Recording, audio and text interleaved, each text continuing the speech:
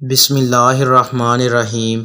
رسول اللہ صلی اللہ علیہ وآلہ وسلم نے فرمایا، جس نے اللہ کے راستے میں جہاد کیا اور اپنے گھر سے صرف اس غرض سے نکلا کہ خالص اللہ کے راستے میں جہاد کرے اور اس کے کلمہ توحید کی تصدیق کرے، تو اللہ تعالیٰ اس کی ضمانت لے لیتا ہے کہ اسے جنت میں داخل کرے گا یا پھر ثواب اور غنیمت کے ساتھ اس کے گھر واپس کرے گا۔ نبی کریم صلی اللہ علیہ وآلہ وسلم مسیلمہ کے پاس رکے۔ وہ اپنے حامیوں کے ساتھ مدینہ میں آیا تھا اور اس سے فرمایا کہ اگر تو مجھ سے یہ لکڑی کا ٹکڑا بھی مانگے تو میں یہ بھی تجھ کو نہیں دے سکتا، اور تمہارے بارے میں اللہ نے جو حکم دے رکھا ہے تو اس سے آگے نہیں بڑھ سکتا، اور اگر تو نے اسلام سے پیٹھ پھیری تو اللہ تجھے ہلاک کر دے گا۔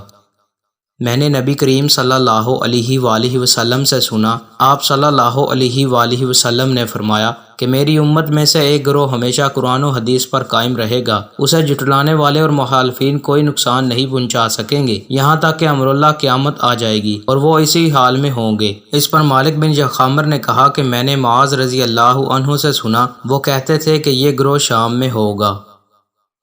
دوستو، مزید اچھی ویڈیوز کے لیے چینل کو سبسکرائب لازمی کریں۔ بہت شکریہ۔